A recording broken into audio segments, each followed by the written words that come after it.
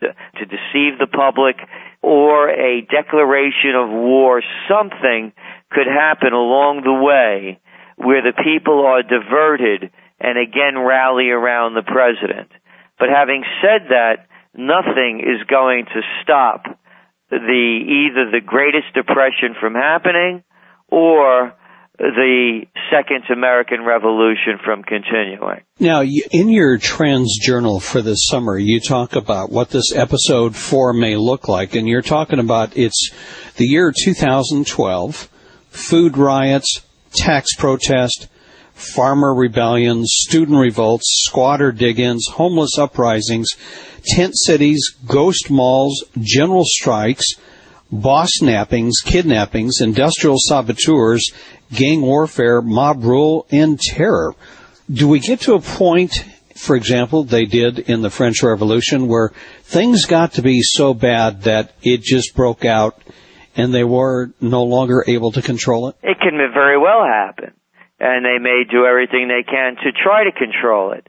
And the boss snappings, of course, that does come from the people that brought us off with your heads. It's happening over in France now. And by the way, the European, the Korean, the other workers around the world are really standing up. They're not going down easily. And there's major riots going on in South Korea as well. People refusing to leave their factories, the French threatening to detonate equipment and factories if their severance pay isn't given to them, all in response, by the way, of the executive compensation being so out of line. And a quote from me, Jim, is that given the pattern of governments to parlay egregious failures into mega failures, the classic trend they follow when all else fails is to take their nation to war, end quote. And that's what we're concerned about, because now they've built the bailout bubble. They've given us schemes undreamed of with all of these rescue packages and stimulus programs and buyouts.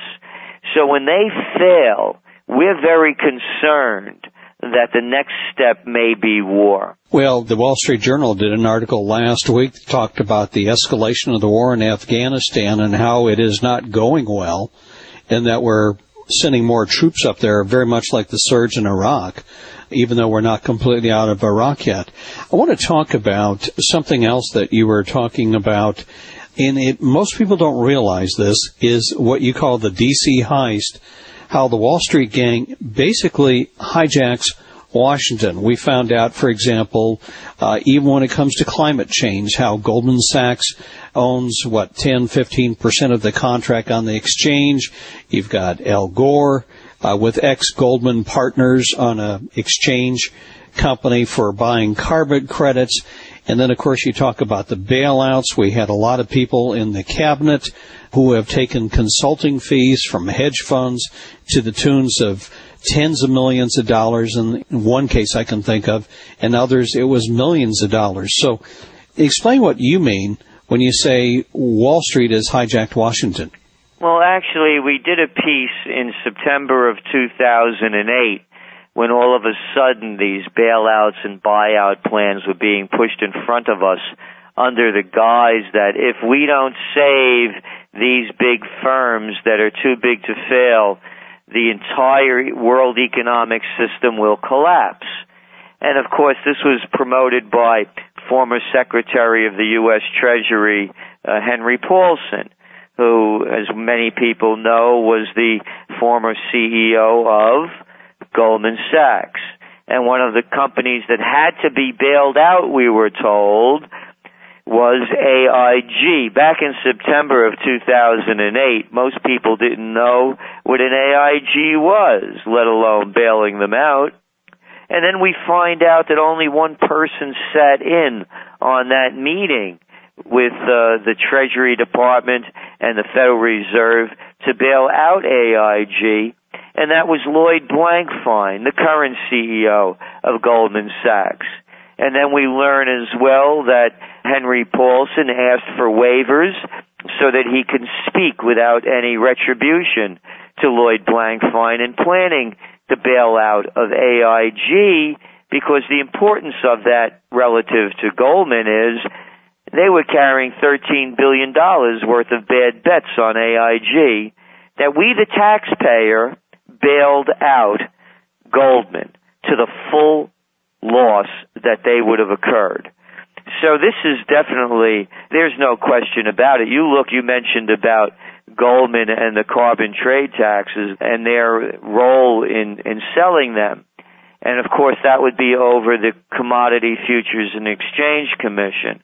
And who was the head of that for the Obama administration? Gary Gensler. And where does he come from? Goldman Sachs. And you could go down the list. The administration is filled with the Goldman gang and the Citigroup crooks, one after another. They're all there. So we're looking at really a takeover. Washington has become Wall Street. People often say to me, what's going on with President Obama is socialism. And this isn't socialism, and they compare him to FDR. Wall Street hated FDR. Well, Obama's their boy. You know, he's a member of the White Shoe Club. And this isn't socialism, as I've mentioned many times before. The merger of state and corporate powers is clearly defined as fascism by Mussolini, who knew a thing or two about it. So that's what we're seeing here, and it's like the World Wrestling Federation in the sense that we have the Washington Wrestling Federation. You have both groups out there, the Republicans and the Democrats, pretending how much they dislike each other. They're all villains. But in reality, Jim, they're doing deals behind closed doors.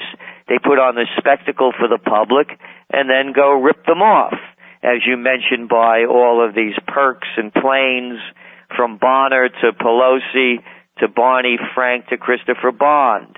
It's the same club. In your Trends Journal, you're talking about the lull before the storm, and you talk about, at Trends Research, you analyze events through a three-world prism: the media world, the political world, and the real world. Gerald, whatever happened to the Walter Cronkite media? It seems today you've got, I can't think of, is it Linda Douglas that just came over from ABC to become the sort of communication director for Obamacare? You had ABC doing their nightly report from the White House press conference room.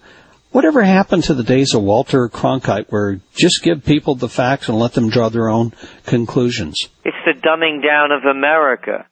Lest we forget that the media, the same people, that the Charlie Gibsons, the Katie Couricks, the Brian Williams that talk in all of these very stern terms and put on this air and doing the nightly news and get to moderate the presidential debate